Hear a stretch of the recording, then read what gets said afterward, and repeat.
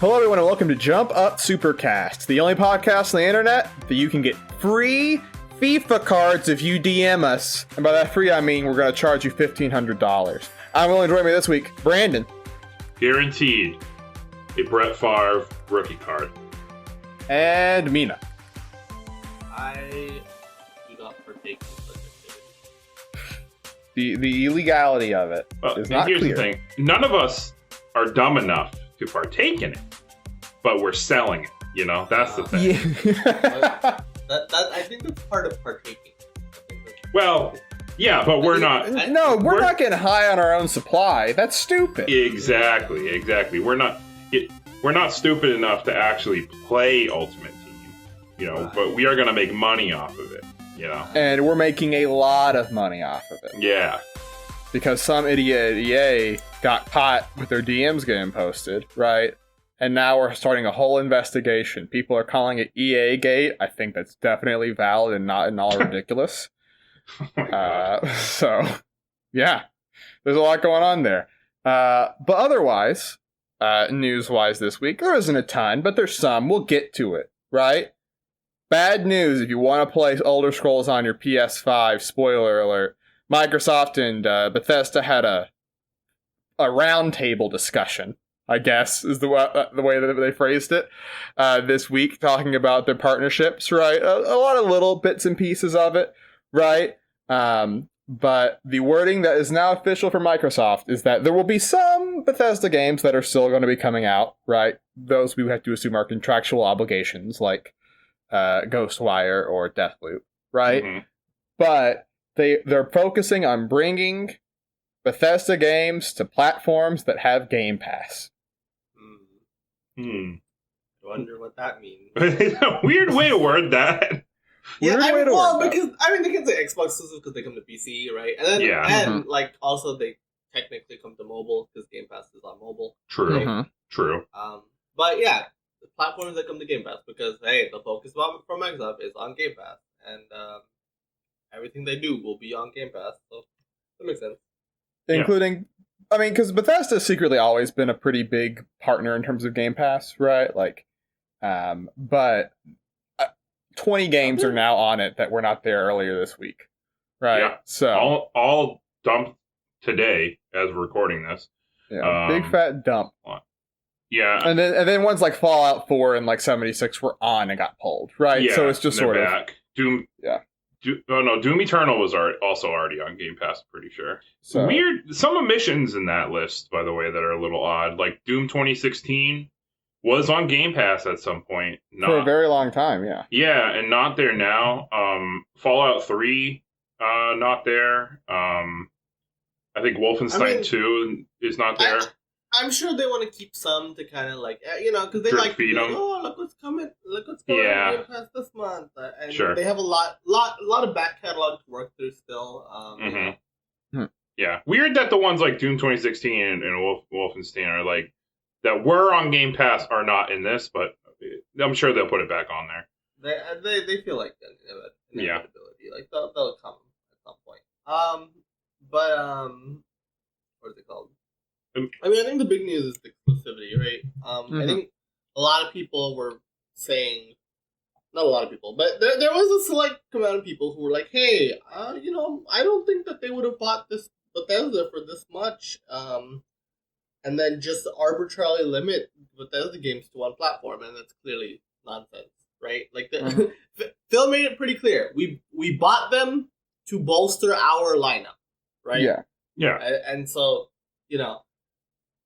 you're not going to see Starfield on PlayStation. You're not going to see The Elder Scrolls 6 on PlayStation, right? And that's huge. I mean, those are big exclusives for Xbox and PC, right? Like, to not have that on PlayStation is huge. Yeah. And, I mean, it's, I guess I want to ask about the upcoming Bethesda lineup as part of this, right? Because I think that it's all hypothetical until we see Starfield first, right? Because that's the first big Bethesda Game Studios game. And, like, when I think that gets shown off and suddenly it's like, oh, this thing, hopefully it looks good, right? Bethesda's been hit or miss in recent years, right? But when that happens, people will suddenly be like, "Oh, wait, this I will be." If they were mad before, they'll probably be madder after, right? In terms of not having this available. And so I think that, like, when do you think we're gonna see Starfield? Do you think that this will in any way, or is this another Xbox thing that we'll be seeing pay off in 3 years? No, I think they've been working on Starfield for a long time, like a long time. I think it's out by next year at the latest. To be honest, like I see some people talk about it as if it's still like 3-4 years off. I don't think so. I think the game is out by next year, and I think, I honestly think it could even launch this year. Maybe that's crazy, but that seems crazy. But I feel like they've been working on this roughly since like Fallout 4, right? They've had a long time to work on this game, yeah, right? And I think clearly we know for a fact, because Todd Howard has said as much. When we see Starfield, it's going to be a couple months out. Whenever we see it, right? He really liked what they did with Fallout 4, which they revealed at E3, and it came out that same holiday season, right? And we heard that we're gonna get more at this roundtable. I think that the big news from that is that there's gonna be some sort of Bethesda event in the summer, right? Where they're gonna talk about games. Now, I don't think Xbox is holding a Bethesda event just to talk about Ghostwire Tokyo, which is not coming to their platforms for a year. Right? Yeah. Yeah. And even if it was, Ghostwire, and I'm sure they have a Wolfenstein game to talk about, right? That seems like another pretty likely for the next year or so. Because we just got word that team is now working on Indiana Jones game, but they've obviously been working on something since Wolfenstein 2, right? Yeah. I think Wolfenstein 3 this year is a pretty safe bet, actually. COVID delays aside, I guess. But yeah. I think if Bethesda's holding their own conference, you're doing it because you have a big game, and the only thing that fits that criteria right now is Starfield. So I think we're going to see it this year, and if we're going to see it this year, it's going to be out relatively soon. It's my logic, anyway. Okay. I think that's fair. And I think, I don't want to engage in list wars, right? Because I think that's unproductive way of talking about video games. But I would say that Xbox has been, without Halo, they were obviously hunting for a game to justify buying this new system, right? I would say even PlayStation has that to a lesser extent, right? But like, these are both consoles that, like, they did not have a day one exclusive that really feels like it's selling you on $500, right? So I think it'll be interesting if, like, Halo will hit this holiday, right? Like, if it doesn't, then there's even bigger things to worry about for Halo, right? But like having that plus if even Wolfenstein, right, which is not not as big as Bethesda Game Studios game, right, but still is a relatively big deal, right? Like, I think that suddenly you see immediately, like, oh, Microsoft's picking up a studio that was still in motion, right, has more immediate benefits, right? Because the thing that a lot of their acquisitions have had is they had just finished a game or they were ramping up on a new game, right? So we've been waiting for years for some of these to pay off, right? Obsidian's, what's the name of Obsidian's big game? I sincerely don't remember. Awoken, something like that, right? Anyway, Avowed.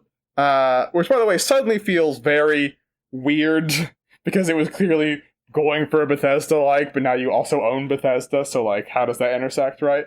But that's years off. Right? No, yeah, they showed almost nothing. You could tell, like, and it feels like a lot of the Xbox announcements made recently were games that just started development, essentially, right? Yeah. Like, it felt that way about Hellblade, it felt that way about Everwild, right? Fable. About Fable, for sure, right? And so it's like, these are games that really just got started. Perfect Dark, same deal. And a lot of these other new studios that they bought out, right? And that's because they just shipped big projects like right beforehand or whatever. But yeah, like Will said, like the timing for Bethesda actually aligns in their favor, where we may see big payoff for it pretty freaking quickly, right? Even if again, to me, the worst case for Starfield is next year, which is still not that far off, right? Yeah, that's pretty quick payoff. Like, within year 2 of the system, like, we're gonna see a big. I mean, the next Bethesda Game Studios game, the first new IP from them since Fallout or something, right? Mm-hmm. Like, we're seeing their next big game, and it's gonna be exclusive to their platform. Like, that's pretty huge, right? And I think, and especially if it comes out this year, I think Halo Infinite plus Starfield, that's a really strong. And then even throw in, like I said, hypothetically, I said Wolfenstein comes out, right? Yeah. That's a pretty good holiday lineup, right? Especially exclusive holiday lineup, right? Because you can still play COD on Xbox, you can still play 2K on Xbox, right? Mm-hmm.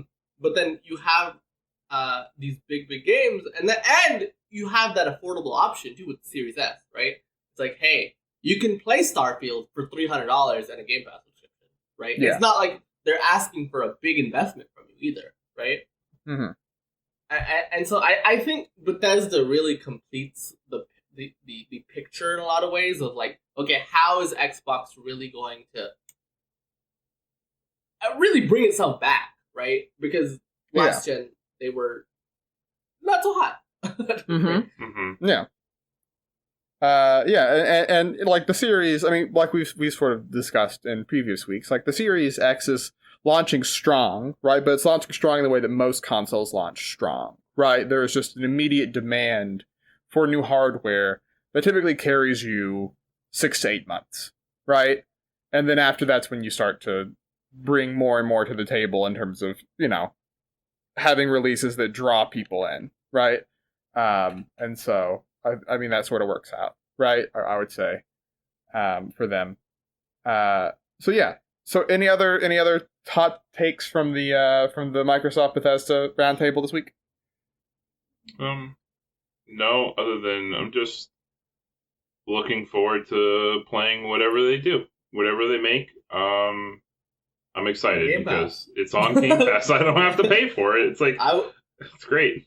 I'm not a Bethesda fan personally. None of their output particularly appeals to me. But on Game Pass, try them out. Why not? See, and that's the thing is, I am a lapsed Bethesda fan, right? Like I spent a lot of the 360 gen playing. You know, like almost all their games they put out, I put at least 50 hours in, right? Whereas this gen, that didn't happen. You know, in that same way. So I would very much like to see sort of them resurge. Like, not a lot, right? But like Fallout 4. Well, Fallout they basically just put Fallout 4 and 76. And 76, like, right? Those are the two big ones. What about Doom 2016? No, but like that's not Bethesda Game Studios. Okay, yeah, well, that's good. Okay. Todd Howard, you know? Yeah. Okay. When Todd the Liar's on stage, my special boy, I want to see what he has to say. So that was the thing. We'll get to some other new stuff as we go along, right? But to sort of cut in the middle, right? We did 2 already. We're in the 3rd month of the year. Let's look back on the decade of video games. 2012, we're going to go in review, all right? Get ready. Okay. So before we start about anything, can you remember anything specific to this year? I only can remember one thing, and that is that Kid Icarus Uprising. You know, that's a fair answer. The most important thing to happen that the Wii U launched. That's a big deal. The Wii U launched. Yeah, you're correct. Vita launched in the West. It did. It was December in Japan, but February 2012 here in the West. I also remember GOTY being particularly fraught. That is what I said. I said, this is the year we did not have a consensus GOTY winner on my paper. So we'll get to that first, right? Do you remember what won the Game Awards? Or I guess it was the Spike VGAs at that point, right? What won Spike VGA? Good old Spike. It's a game on the list. It's a game on the list. It's funny because I was about to say this is an indie game, but this is a huge IP, so I don't know if you can call it that. Well, I don't even know. So it's Walking Dead Season 1. It is Walking Dead Season 1. You are correct. What would you have considered? I guess they. I don't know. I don't know how you would classify Telltale. I don't consider them indie studio. No, not really. They're more like, I don't know how you say it, but they're small. They're small. They're small. Yeah. In comparison to what Game of the Year awards, because before this, they AAA's dominate, right? Yeah. Where this sort of marks a shift. And I think it's especially a licensed notable property too. Because it's a licensed property, and it was a downloadable game, which in that generation up until that point, we still had not seen like like download only games still had like a kind stigma. Of, a stigma. Mm-hmm. Like this is not as important of a release as something that comes out for a full fat $60 at retail. Mm-hmm. Right? Mm-hmm. And it was released episodically, so that was very different especially at the time. Yeah. And so this was a weird game to win Game of the Year, right? But I mean, obviously, the people who played it really liked it a lot. It's got really good reception. It's arguably what put Telltale really on the map, right? Yes. Mm-hmm. You can say it's well deserved, but maybe it also came from just this year was. Well, we'll get to that. There was a lot of things that were like, boy, that was a swing and a miss, right? But we'll get to that in a minute. The other two games that won a lot of Game of the Years that you would not think would get it beforehand. Journey was this year, yeah, right? I knew Journey, but what's the other one? And then a surprising amount of awards went to XCOM. Ah, interesting. Which, well, I mean, because that's not like a typical GOTY winner, right? No. And that goes for all three of these games, but right? When you think of Game of the Years, you think of like The Last of Us's and the God of Wars and insert Sony Game of the Year here. Sure. Yeah, I mean, it sort of came out of nowhere, right? It's a new IP, right? Like that's the thing is like in terms of video games, these are 3 new IPs that won Game of the Year. Walking Dead, obviously, big on TV, but well, XCOM was a reboot, right? It was sure. Yeah, I guess that's fair. But like. Big resurgent one, right? Like, but it was not the highest grossing Game of the Year. I'll give you 3 guesses. The last 2 don't count. Call of Duty. Do you remember which one was 2012? Fuck no. Call of Duty 2012. Can you tell me the developer? And then I can... Treyarch. Okay, that has to be Black Ops 2? 2. 2. 2. Which is where I stopped buying COD yearly. I don't know why this one, because I played it. It's a good game, but I saw this where I have not picked up a COD since, really. But then, I believe a podcast host played Call of Duty at some point. Wow, it's shameful. Most podcast hosts I know spit on Call of Duty. They're like, it's true. Not cool to like Call of Duty anymore, but I played like 7 of those games in a row, so I'm a fraud. The number 2 game.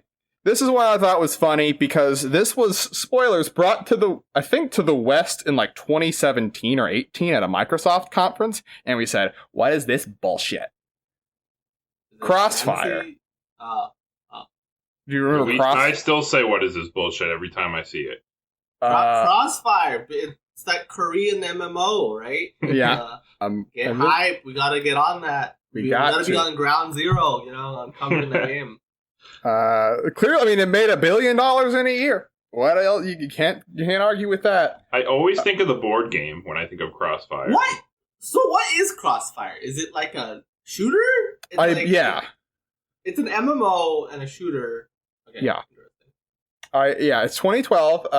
Which I mean, shooters. MMO is still happening this year. By the way, Guild Wars 2 comes out this year, but it doesn't really change the world. But WoW was the number 3 highest grossing game of the year still. Right, you can't stop it, and also another one, World of Tanks. Right, so this is when there's the service model is really blooming in this year, and then right below it, the next 2 games, Pokemon Black and White 2 and New Super Mario Brothers 2. So just congrats to Nintendo, you made it on here. This was it's funny because 3DS. As of the previous holiday, kind of was saved, I guess you could say, right? Sure. But 2012, it was still like a not great year for the 3DS, though, right? It was like you had New Super Mario Brothers, you had Black and White 2, which was a DS game. Correct. Yeah. Right. But it's like, yeah. We'll get to that. I mean, just a weird year for Nintendo. But this section I just titled "These Games Were a Thing." Folks, because that's what they were. Mass Effect 3 came out this year, and it sure was a thing. Everyone loved it. Mass Effect 3 is funny because, if it wasn't for that whole ending kerfuffle, that would have just that's your GOTY winner for the year, right? Yeah. I mean, if it didn't have controversy, I feel like it still would have won GOTY. If there was a fantasy critic in 2012, this would have been one of your first drafts, right? Mm-hmm. And then it just comes out. Diablo 3 with the auction house was a thing this year. it's a rough one for Ills.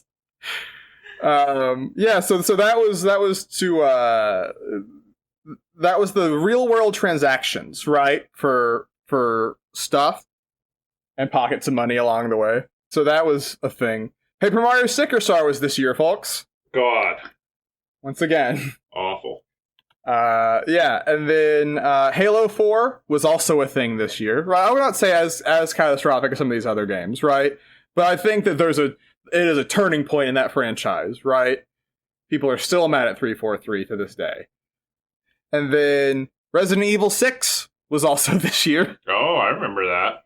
Oh, see, that's a disaster, right? That was October, I think. Yeah. I mean, it took Capcom, but like, I think Resident Evil 6 was like the real like marking point of like, oh, Capcom is just not what they used to be anymore. They don't know what they're doing right now. It also came like after a generation where Capcom was doing all these weird things like DMC, right, and like, maybe DMC was after, I don't remember, but the reboot. Dragon's Dogma was this year, right? But they were, and that was a genuinely good game, but it was also like this, like, I mean, more than anything, what defined Capcom that whole generation was they're chasing the West, right? Yeah. This mythical dragon of like, we want to appeal to Western gamers. And Resident Evil 6 is that, right? That's kind of what, in a lot of ways, that's what Resident Evil 6 is, right? Yeah, it's like an overproduced Hollywood movie. It's so weird. But, but Resident Evil 6 is like the biggest disaster of all of it, I would say, probably, right? And it's also like the point where I think a lot of people just felt like, okay, like, I don't like Capcom anymore. Yeah. Right? And it took them until basically Resident Evil 7, 5 years later, for them to kind of bring back their image, So, yeah, it was a rough time for Capcom. And sort of on a similar note, I just had it because I think this is notable.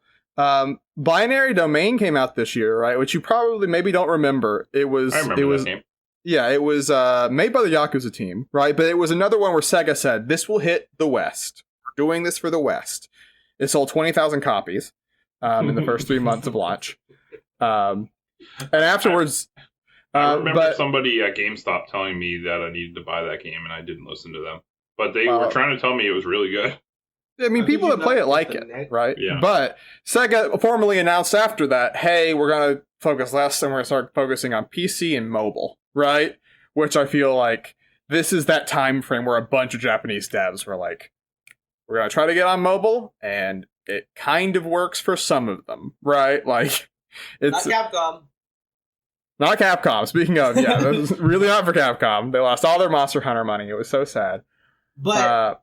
I mean, this was like near the end of the generation, right? Yeah. The Wii U was coming out, but so Nintendo was about to start their next generation, but PlayStation 3 and Xbox 360 were on their last leg. Their last full year, I think, right? Yeah. Yeah. I mean, even I guess this was Wii's last year, right? Not full year because it launched as successor in 2012, right? What happened with the Wii in this year, right? Basically nothing. How dare you? The Wii Mini launched in December in Canada only. Oh my god, what a weird thing. Borderlands 2, didn't that come out in 2012, or am I crazy? Oh, it did. I'm sorry. I skipped over that on the list. It was the third highest grossing video game of the year. Yeah, so that's when Borderlands went from being like a sort of like, hey man, this game's pretty good, to like, oh, this is a juggernaut, right? Yeah. And then the final thing that was a thing this year, SimCity, the always online SimCity was. Oh man, this is a big year for controversies, huh? Yeah. I guess this was... So, man, EA had Mass Effect 3 and SimCity. Big year. Big year for EA, yeah. Yeah. Oh, boy. No one really went unscathed except for Sony, I guess, right? Because Microsoft has Halo, right? Nintendo has Paper Mario is a lesser thing, right? No, but the Wii U. The big but the Wii U. The Wii U is... Yeah. We'll get to that. Because I can't believe I haven't done this before. Just E3 is such a good time capsule, right? Oh yeah. So who do you think was the consensus winner for E3 2012? PlayStation. No. It was Ubisoft. They pulled out. Because fucking everyone else was focused on dumb bullshit. Oh wait, this was before. Okay, no, never mind. Okay, so this is the year of Connect. This is the year of Wonderbook. This is the year of Nintendo Land fireworks. You're reading exactly from my paper. But what was the thing that sealed the deal? You remember? That sealed the deal. It's what put Ubisoft over the top. Oh yeah, this is our first next gen game. Yes. Watch Dogs. Watch Dogs shows off and looks impossible on current gen, but they cannot say it's next gen. They won by line. Well, yeah. Watch Dogs did not turn out anywhere near what that demo showcased. There's a bunch of games in here that afterwards they don't get credit for all these companies, right? But at the time they were. Oh yeah, and Assassin's Creed 3 was also a game they got credit for by us not knowing, right? Yeah, and it showed up that year. It looked really great. Obviously, when it came out, it was not great. Yeah, because that's the thing that they had, was that they were all over, right? Xbox had Far Cry 3, right? PlayStation had Assassin's Creed 3. Nintendo had Rayman Legends and Zombie U, right? Like, the best part of the other conferences was Ubisoft. So they just had the week to themselves, basically. They sit on a throne of lies. So, there it is. Now, Microsoft did have a landmark event this year. Oh? Usher came to E3. He danced. Oh, baby. Oh, baby. Happy New Year's, Xbox. E3 peaked at that point. Yeah. Connect is still our god in this year. Happy Easter, Xbox. Yeah, but the funny thing is they didn't actually have a ton of Connect games to show off. They only had like 3 other games, Dance Central 3. Dance Central 3. The Racketeer got shown off. And I forget what the other one was. But anyways, I didn't type that down. But the other games they had, the more marquee games, they had Halo 4. Makes sense. They had RE6. See, 2 games that afterwards you don't get credit for, but there it is. Black Ops 2, because this was the era where Xbox gave 15 minutes of their conferences to Call of Duty. And then Tomb Raider was the other one. You remember the demo where you're like, oh god, she's like in so much pain. Yeah. That was this year. That was interesting. I mean, that made me really want to play this game. And good game. Didn't come out until the next year, though, right? That was a 2013 game. Yeah. So there was that. Then Sony. They had 3 first party. Can you take a guess? They had what does Wonderbook count? Wonderbook, technically, I think about there was 5, right? One of the 2 new announcements from Sony first party was Wonderbook. The other one was Beyond Two Souls. Beyond Two Souls. Another game that does not get credit afterwards, right? Like, at the time, we're like, dang, Heavy Rain was pretty cool. Elliot Page now, right, was great. So why not? But turns out, maybe not, actually. I just want to say for the record, even at the time, I was making fun of David Cage. Fair enough. You were ahead of the curve. The announced games they had that got extended demos were PlayStation All-Stars Battle Royale, God of War Ascension, and The Last of Us. Nice. So 1 out of 3 ain't bad, right? You know, I mean, Last of Us obviously ended up being like one of the biggest hits from that entire generation. Like, so that was obviously a really big deal. God of War Ascension, not as much. No. You know, I think. Who can say? I think the consensus kind of is just like, it's just like more of the same. Also, there's this weird multiplayer component. Yeah, it was like you had no ideas for this, basically, was the consensus, right? Like, there was Tearaway, Brandon was correct about that. But outside of that, you may notice a stacked lack of Vita already. We are 4 months in, and they're already... Sony Computer Entertainment America set up the Vita for failure. You could say it was always going to fail, and I probably agree. But they didn't even try, man. They didn't even try. Like, they just... Like, even back then, like, you know, the American branch of Sony was already kind of in this, like, only console games matter, right? Mm-hmm. And, you know, the Vita never really got a chance. So dumb. Because it's a good-ass piece of hardware. I will die on that hill. That the Vita as a piece of hardware is impressive for its time. like it really. I mean, it's still good now, but it was for back then. It was so fucking good, you know. But man, did they not support that thing? And also, the storage was so stupid. That's the stupidest idea of all time. That was the other thing. But yeah. I mean, the Vita just had no games, right? But that's partially Sony's fault, right? They just didn't try with it. They just didn't they didn't have the development studio to make games for it, right? Yeah. But perhaps the worst, most disastrous E3 of all was for Nintendo, right? Now, I think the thing that's of note, actually, in general, for all of this E3 is this was the first year that every conference was live streamed. Oh, really? Yeah. Before there was bits and pieces, right? But then a couple still had obligations and contractual stuff, right? But this one you could find everybody. And this is, Mina, you have to sort of help me with the timeline of this, right? This is the first, Nintendo tried the multiple days approach. Yes, they did. With their E3. So, going in, we knew that we're like, this is going to be a big E3 for Nintendo, okay? Because not only do they have their big press conference, they have a new console coming that's crazy in itself, right? But, so they're doing the conference. They're also doing a Wii U Direct the Sunday before E3, right? And they're doing a 3DS showcase the next day, which probably means that, like, the conference itself is just games. Too full. Right? You know, you couldn't fit them all in an hour and a half. It's going to be crazy. Yeah. And it worked out exactly like that. So was this, when did we learn about non-specific action figure? So that was in the Wii U Direct. Right? That was in the Wii U Direct. Yeah. That they did right before. So Iwata shows up in a Direct. And he's talking about Miiverse mostly. And he's talking about, like, the social functionality of the Wii U, right? And that was, like, at that point, it was, like, kind of, like, not poorly received yet, right? Because it was like, cool, they're just kind of getting all this stuff out of the way before the press conference, right? And then they repeated most of this information in the press conference. But which is, so it's like, why even? But no, but, you know, it was like, Miiverse seems kind of cool. Then we got... they showed the non-specific action figure, and that turned out to be a meme, right? And then they closed with new.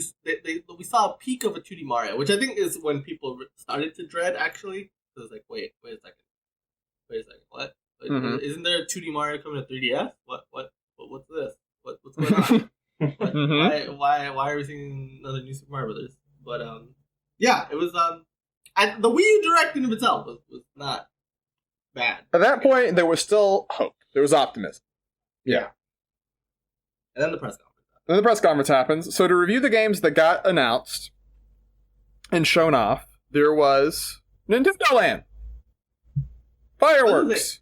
It started strong. It started with Pikmin 3. It did. Miyamoto came out on stage, right? He had a little Pikmin in his pocket. That was cute.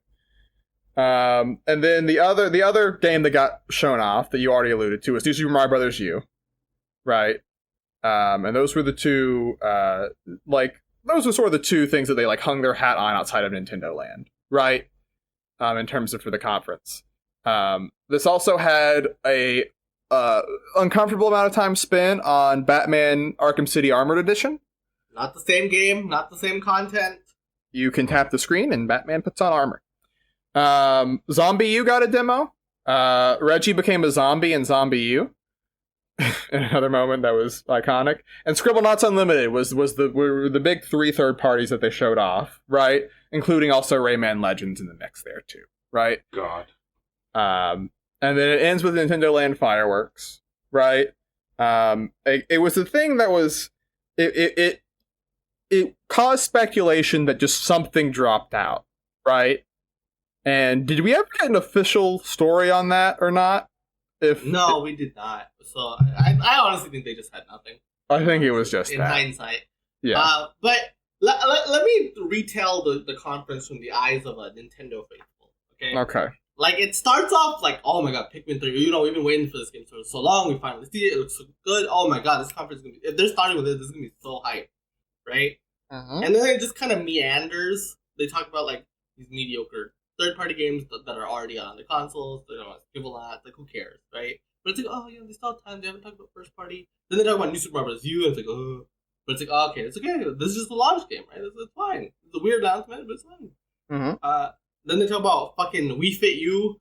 They did do Wii Fit U. That was a new announcement. I apologize. Yeah.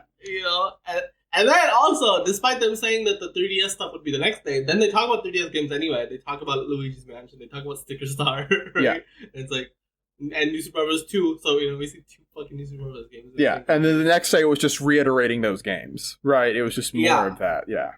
And then so we're just kind of okay. You're losing hope as you go, but you're still like, but there's still time for something, right? Then they spend like fucking 15 minutes on Nintendo Land. And you're holding your head to your hands. But they're like, the one more thing. This is where you're holding your whole everything on. We haven't seen Retro in a while. Maybe it's Metroid Prime. Maybe it's a new Zelda game. I know Skyward Sword just came out, but who knows? We saw Zelda demo last year, right? No, it's a fucking fireworks, in-game fireworks. And that cemented that the Wii U was just not going to be a thing. It really set the tone for Nintendo that entire generation of just irrelevancy, right? It was. I think Wii U. I think it's just a fundamentally unappealing product. It was too expensive for one, right? The gamepad is not an appealing concept. Besides Mario Maker, that's the one thing we always go to, and maybe Zombie U. What really came out of the fucking gamepad, right? And but literally, who gives a shit about Nintendo Land, right? And it's like, I like that game. Crying. I like that game a lot, but it's not like you don't care about that game. And I think, and I make fun of this chart a lot of like, oh, look at the declining Nintendo sales from system to system and just ignore the Wii and DS, right? I make fun of that chart a lot. But there was a little bit of truth in that like Nintendo just doing like the same thing over and over again. I think like even at its best, I feel like the Wii U would have done GameCube numbers, which is still really fucking bad, right? Like, enough to warrant a shakeup, right? In the way that Wii U ended up doing anyway, right? There was just no salvaging this product. Too much. And I think the other half of that equation, could they have saved the Wii U if they put more games? The problem is Nintendo, no matter what, no matter how they staffed up, whatever, they could not support 2 platforms at the same time, right? In the era of H2 development in particular, yeah. Yeah, it was one or the other. It's like, if 3DS had a good year, that means the Wii U had a bad year. If the Wii U had a good year, it meant the 3DS had a bad year, They could not support both of these systems at the same time. They just couldn't. No one can. No one can support 2 platforms at once in the modern era, So it's just, I don't think so. Because, and Iwata talked a lot about before launch, right? The Wii U was going to compete with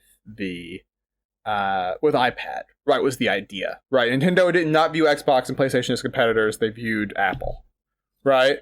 And it's just a fundamental misunderstanding of what people want out of a tablet, like it just... One that can't leave the living room. Yeah, and one that, like, just it's not sleek, it's expensive, right? Like, you have to pay for software to use it, right? Like, it just, it didn't make sense. And I think the other thing, too, is, we talk about those games, right? Pikmin 3, I think we love, right? But it's more Pikmin, right? And then even more so the case with New Super Mario Bros. U and Wii Fit U, right? It's just like, you literally are just sticking a U at the end of the thing you put on the last thing years ago at this point, right? And most of these games, they're showing off with a Wii remote, right? Yeah. It's like, they're showing off with it's like, what you're not really illustrating anything that you can do with the gamepad when all these games just look like prettier Wii games and play like prettier Wii games, right? Yeah. Like, I think, like, and not only just prettier, but like they're because people talk a lot about how Nintendo just makes the same game over and over again, or at least that used to be a talking point. And I never really found that to be the case, but on the Wii U it certainly was, right? Like, New Super Mario Bros. U, I love that game. It is so similar to New Super Mario Bros. 2. It's so similar to New Super Mario Bros. Wii, right? Wii Fit U is a better Wii Fit, just straight up, right? Like, these are just, like, such iterative... And I think the other problem... Like, I mentioned the 2-system problem, right? But that also manifested not in just, like, how you couldn't support both at the same time, but it also manifested in, Mario Kart 7 was on the 3DS, Mario Kart 8 was on the Wii U. Super Mario 3D Land was on the 3DS, Super Mario 3D World was on the Wii U. Super Smash Bros. 3DS, Super Smash Bros. Wii U, right? And it's like... I think to most people, those are still big IPs. People want to buy hardware to play the newest versions of those games. People want to play the newest Mario Kart. People want to play the newest Mario, right? And Smash Brothers. But to a lot of people, it's like, I can play these on my 3DS, which is much cheaper, right? among like our circles, you would scoff at the idea of playing Smash Brothers on 3DS compared to Wii U, right? It's like, why would you play that game on a handheld versus a home console, right? But clearly, to most people, that was a good enough version of Smash, right?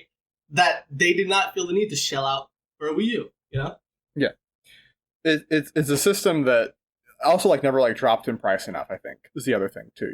Just like it stayed expensive to the end in a way that just like 3DS was able to drop price really quickly, and that's part I think of the reason it was able to be saved so much more easily. But yeah, so that sort of is 2012. It ends with the Wii U, and we're going to end our review of it with the Wii U. So I thought that was interesting. There was a lot there. You can see the seeds being laid for what would be the next 7 years, basically, of video games right here, right? In that, spoilers, next year there might be. We talk about a lot of controversy this year, right? Next year, we'll be getting to the controversy, arguably, of the decade. So look forward to that. But yeah, that's that. Of course, we're not done looking backwards. We're going to continue to do that by adding a game on the list.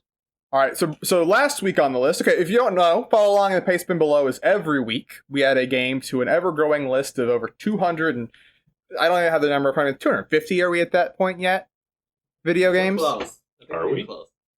Yeah, we're getting close. We're at 250 exactly, actually. Exactly. Exactly.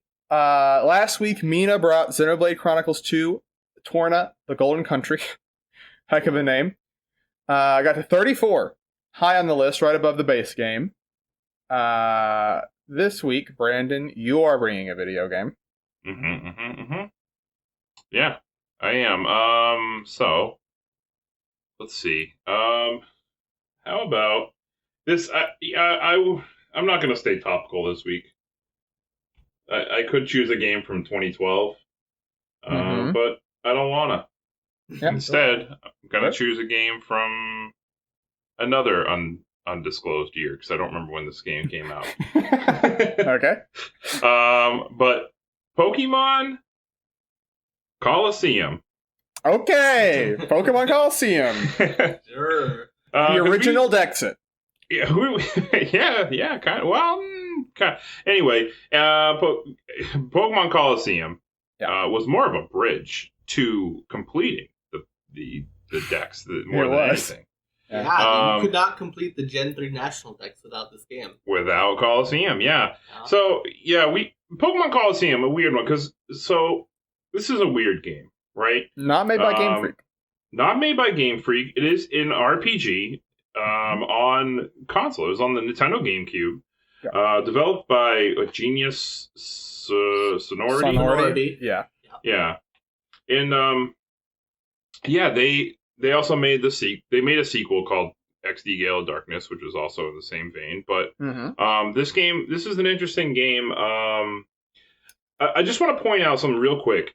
Is last week during the it was last week or the week before during Pokemon Day, right? They had like this thing that they went back at the beginning.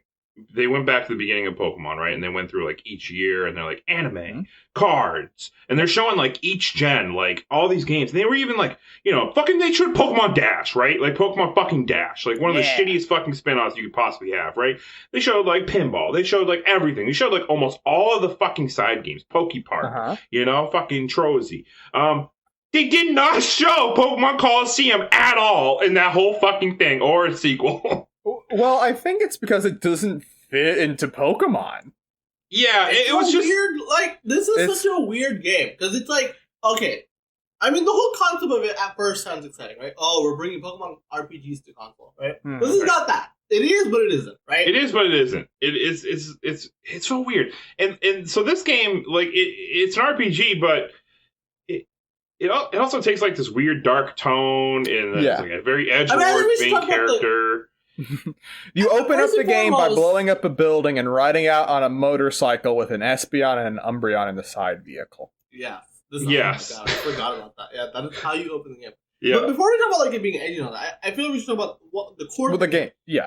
Yes, it is a all Pokemon double RPG battles on GameCube. But A, it's all double battles. But B, there's no wild Pokemon. You don't catch wild Pokemon. You can only catch specific story-related Pokemon, the Shadow Pokemon. Yeah. Right? So you can catch like I don't know, it's like 30, 40 maybe. I think it's like just under 50. Yeah. Yeah, it's like specific story-related Pokemon at certain points in the game. Those are the only Pokemon you can catch in the game. Yes. That's so weird. I mean, that's like... It's antithetical, right? Like, it's a Pokemon, yeah. And it is, and it does give it a wholly unique identity, right? So that much is, for better or for worse, is the case for it, right? Yeah. Now, I think, I'm kind of curious if they just think the idea of Shadow Pokemon is the thing they would never go with now, right? Like, well, you would think that, but Pokemon Go referenced them recently, didn't it? I guess Pokemon Go has Shadow Pokemon in it, yes. Yeah. But just... they're embracing them. But I think... So, like, part of it is there's also no overworld, right? There's no routes. It's very much like, you go to a map, you pick where you're going, right? Pick your town, you go to that town, yeah. So it's perhaps, even though there's no wild encounters, it's the most battle-focused, like, RPG-style Pokemon game, I would say. Right? Yeah, like, you're not doing much in the way of exploration. Like, there's dungeons, right? And that's mainly the core thing. You go through towns and you go through dungeons, right? Yeah. And but there's no overworld to explore, really, right? There's you're just kind of doing battle after battle after battle, interspersed with some dialogue, with some shitty story that I... Sure, there's Team Snag'em, and then there's Team Cypher. It's a whole thing. I don't know why I remember. Don't forget about Mirror B. He's great. Mirror B's funny. He's great. I love Mirror B. Can I talk about the worst gameplay aspect of this game? Sure. You could not level up your Pokemon when you catch them at first. You have to you have to purify them. You have to battle them to purify them. Battle with them. You have to battle with them while they're not earning experience, right? So so you have to battle with them. You have to walk around endlessly. Part of it is you have to take this meter, lower it down. Right. Like, you know friendship evolutions in Pokemon? Yeah. Imagine that, but instead of to evolve the Pokemon, it's so you can fucking give them any sort of experience. And also unlock 2 of their moves, because 2 of their moves are locked behind. You only had 2 moves at first, and then And the big hook was because you had Gen 3, which is on the Game Boy Advance, and there was the first cut of Pokemon, right? And they broke compatibility with the first. Yeah, so you couldn't transfer your Pokemon over, and there was noticeably a very large lack of Gen 2 Pokemon, right, in Gen 3's Pokedex. And this was the bridge gap where almost all the Shadow Pokemon I think you get in this game, I don't know if it's all, but almost all of them are Gen 2 Pokemon. And this is the way you get them is by people who want to complain nowadays that, I have to pay a fucking subscription to Pokemon fucking Home just so I can transfer my Pokemon over from my other game. Bro, you don't even know, man. Back in the day, you had to buy not the Game Boy Advance and the games, right? You had to buy both games and maybe you had friends to trade with, but you had to buy a fucking GameCube, a whole nother console, a whole nother game, a fucking Game Boy Advance Game Link cable for your GameCube. Yeah. You had to buy so much shit just to transfer your Pokemon over, and you had to play through the whole damn game. And the funny thing was, if you messed up, if you saved and didn't catch a Pokemon, the only way to get was 100%ing this game. Yes. And then not only that, you had 100% the game, and then battle 100 trainers in a row without losing to get Ho-Oh. So that was part of it, right? Is they sort of incorporated, because this was sort of like the spiritual successor to Stadium in a lot of ways. Yeah. Right? Yes. And Stadium was a real game in a lot of ways. Yeah. And minigame collection. And so the Coliseum name comes from, there's a bunch of different Coliseums that you do battles through. Yeah. Right? But I would say the other thing that I think is a gameplay problem in this game, and it depends, right, on how you feel.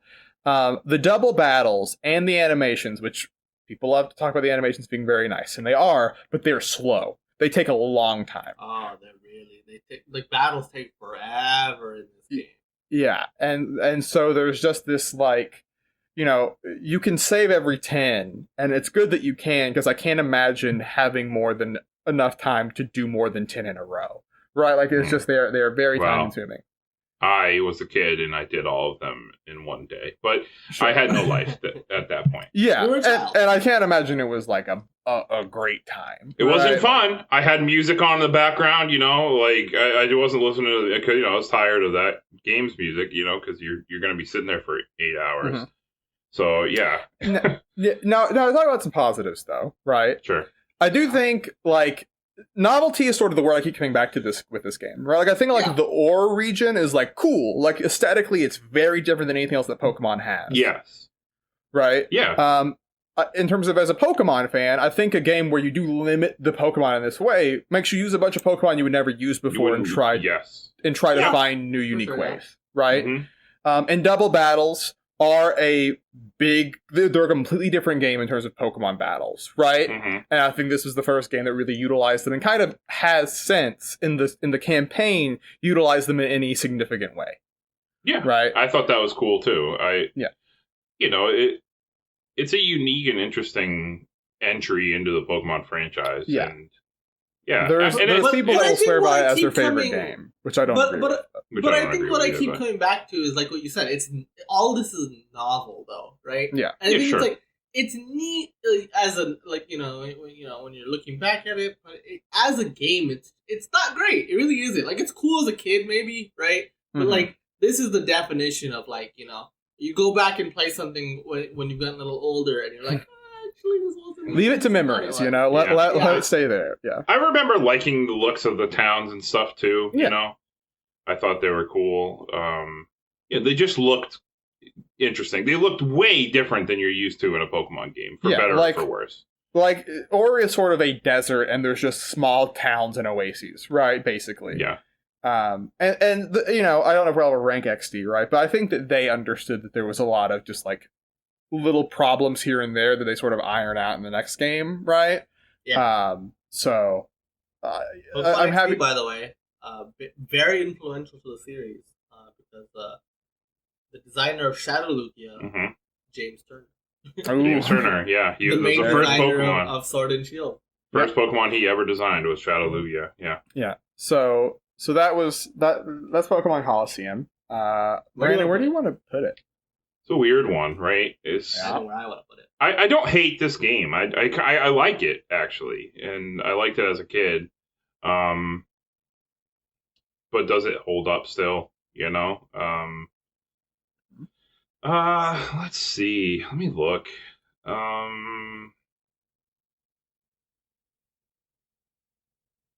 right. I'm kind of stopping in a range of like the 150s, maybe. So I would go a fair bit lower. I was looking in like the 180s. I'm looking like below Super Mario Land at 219.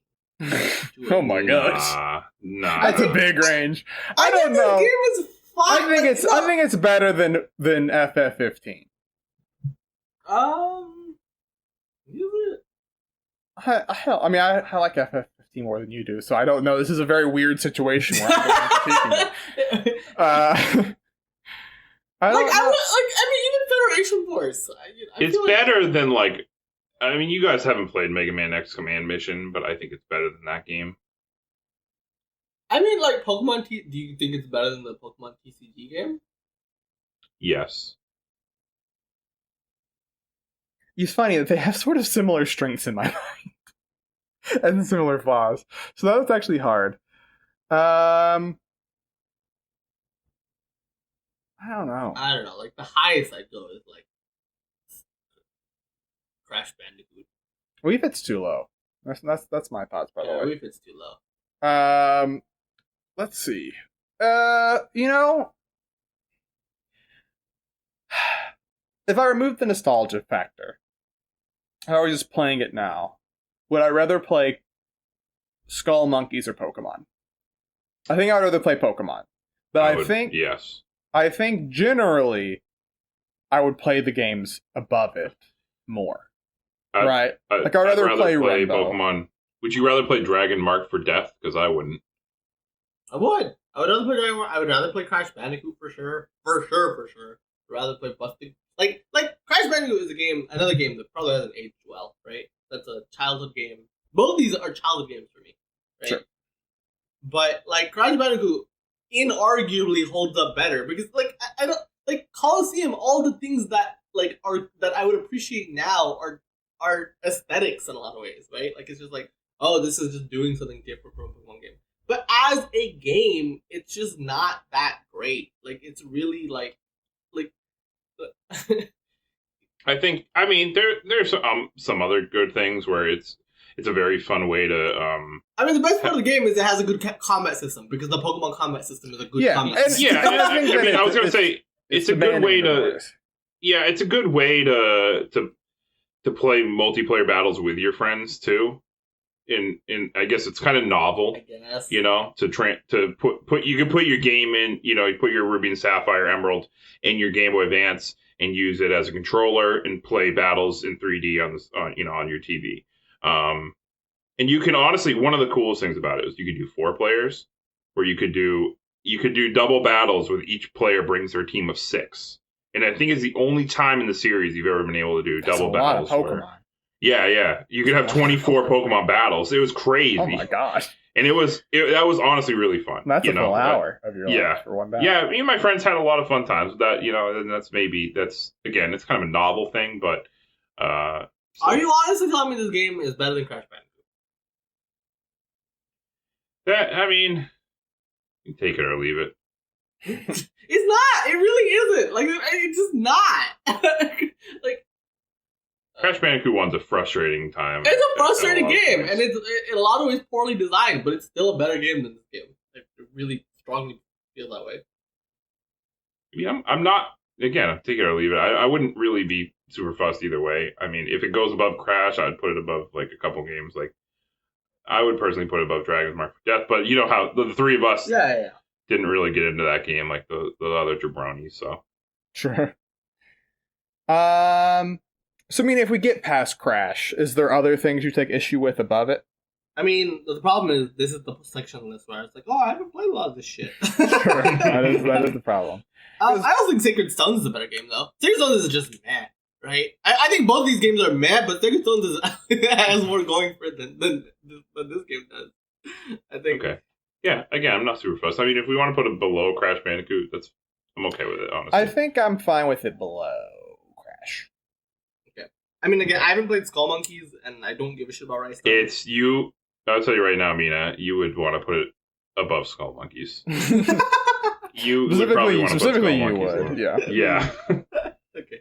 Alright, yeah, I'm fine with that. Slot it between Crash Bandicoot and Skull Monkeys. Okay.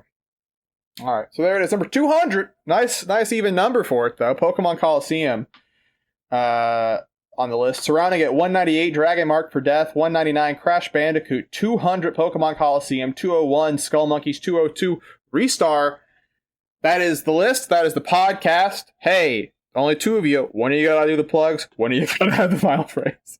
Well, I think we know how this is going to go. Brandon's plug, man. We've just... Last week I had declared it, that Brandon is just... It's official plugs. Okay. Yes, all right. I am your plug. Yeah. So hit me up. If you enjoyed the Jump Up Supercast, make sure you check us out on your favorite podcast listening service of your choice. SoundCloud, iTunes, YouTube. New episodes go up every single Monday. We also have another show called the Jump Up Supercast Game Club, where new episodes go up every other Thursday. There's a new episode of that coming up, I think, this week. Yeah, where we played Return of the Obra Dinn. So it was a pretty cool game. If you want to hear us talk about that, make sure you check us out. And give us a follow, give us a like, and share the episode. Feel free to let us know what was your favorite game that came out in 2012.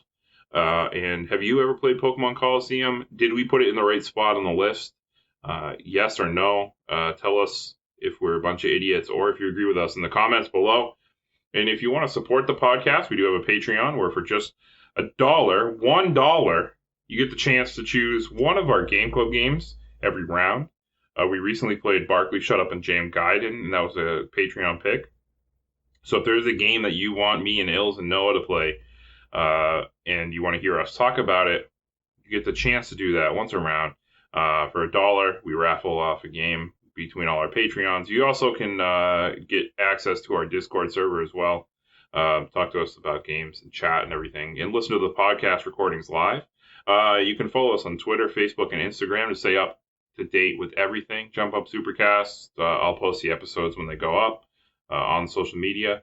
And you can catch us streaming twitch.tv/JumpUpSupercast, where we just had a Mario Day stream. I've been streaming some golf games, and we're just going to continue to stream stuff. So if you want to hang out and play video games with us and just talk about games and whatever, hit us up, twitch.tv/JumpUpSupercast. We would love to see you there. And as always, I want to thank everybody for listening.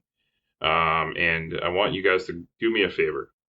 Go up to your TV, go up to your monitor, go whatever you're going to do.